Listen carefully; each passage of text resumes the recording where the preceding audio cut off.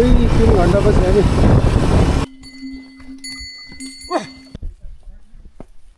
ठिक छ। यता हाम्रो साउजी हुनुहुन्छ ल।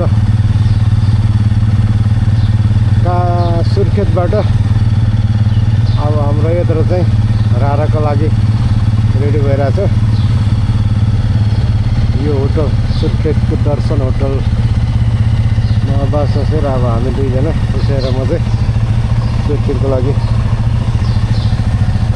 रेडी अवस्थामा छौँ। बाइक स्टप गरेको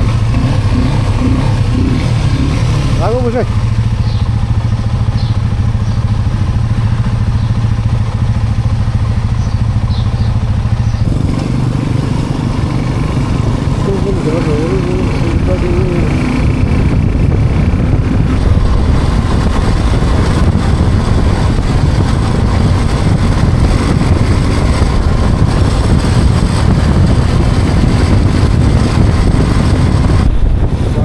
चाहिँ तिला खोलाको तिरको यात्रा यस्तो छ। हाम्रो राराको यात्रा टिम्बुरे भनेर मागिएको छ।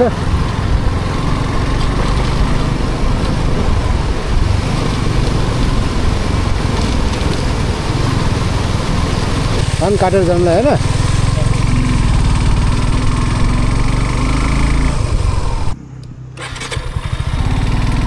अहिले चाहिँ हामी यो जुम्लाको गाउँमा छौँ। जुम्ला जिल्लाको गाउँमा मार्सीको खेत रहेछ पुरा। मार्सीको धान मार्सी भात खानु चाहिँ पाइएन। जुम्ला चाहिँ यस्तो रहेछ है।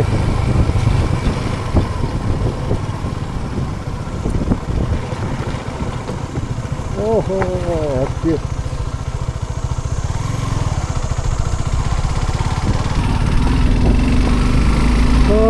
लगभग अब 2-3 घन्टापछि हामी रारा पुग्छौँ होला। बाटो चाहिँ एकदमै भिड छ। अफरोडिङ पारी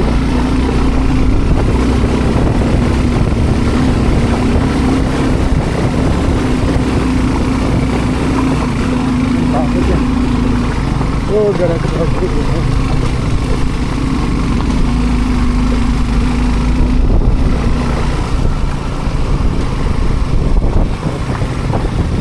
पुरा ढोका काटेर बाटो त हामी त अहिले यो मुगु जिल्लामा छौँ।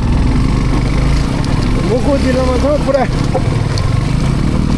मिठो रहेछ बाटो चाहिँ।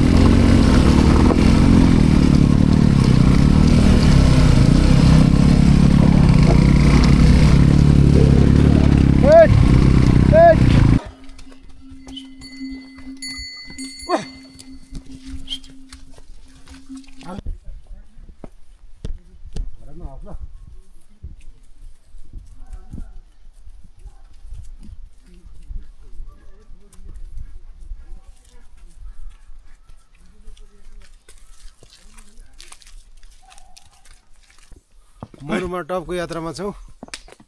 पुरा बाटो चाहिँ घोडालाई अलिकति हिँड्नु नमिलाएको बाटो छ। ए भाती ए जा त्यतै जा।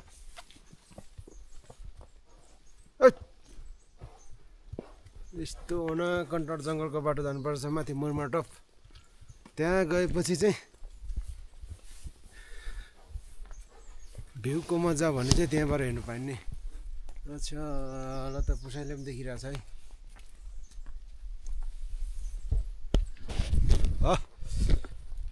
र यो के हो यो? के हो यो? राराको सवारीमा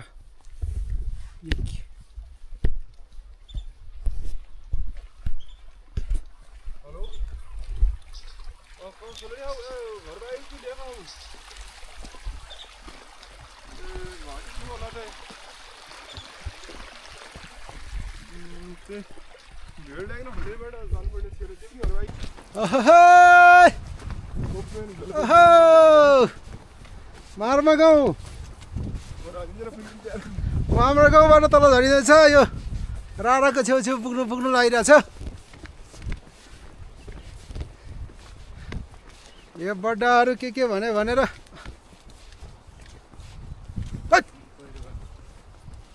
यहाँ पहिरा गए हुन्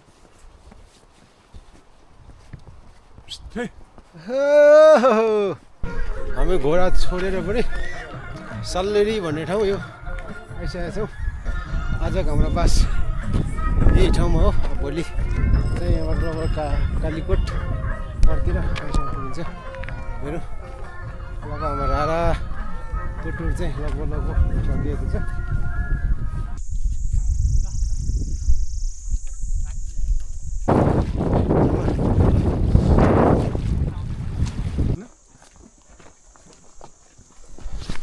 ल अब हामी चाहिँ मर्म डाँडाबाट राराको ओह्रालो झरिँदैछ है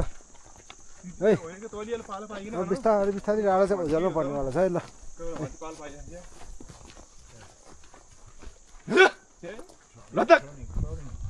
रारा रिसोर्ट यता रहेछ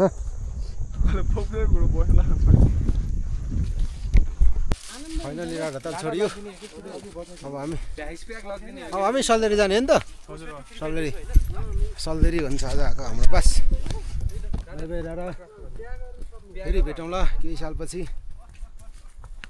आजबाट रारा बाई गरियो लगभग 2 दिनको बसाइपछि रारा छोडिदिन्छ एकदमै मनले चाहिँ मानिरहेको छैन छोडु अन्त के गर्ने यहाँ फेरि थुप्रै कुरो छ फेरि यहाँनिर चाहिँ नि भन्नु नमिल्ने कुराहरू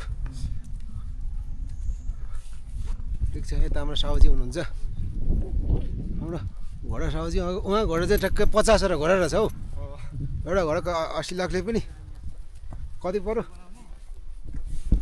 ल है फेवा ताल किनार छ भने अहिले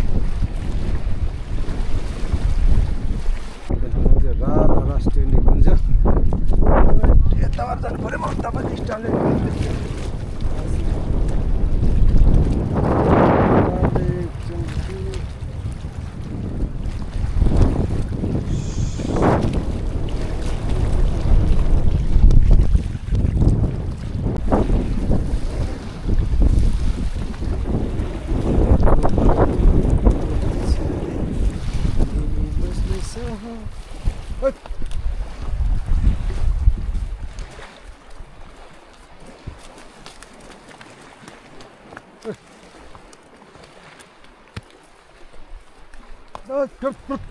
बिन्दास सवारी छ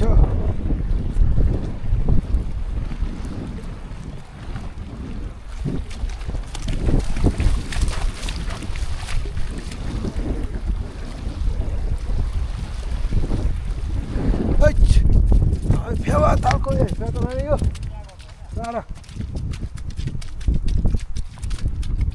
राराको किनार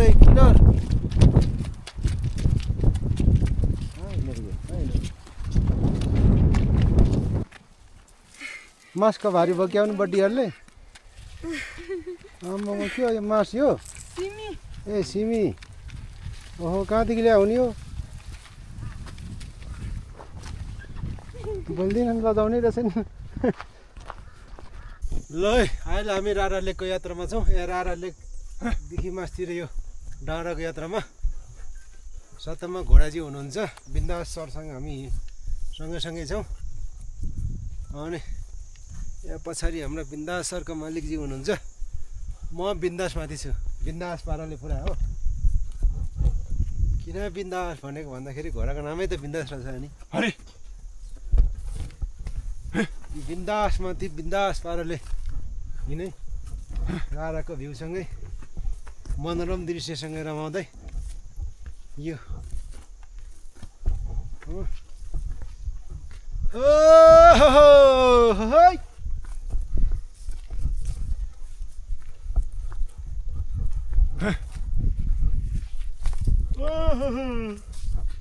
पारी भेगैमा घुम्दै आइपुग्यो रारा लेकैमा कोही त बोल्दैन त हौ म एक्लै छु क्या हो आवाज दिउँ न हौ त्यसरी घाँटीको अलिअलि आवाज हुनु पर्यो आवाज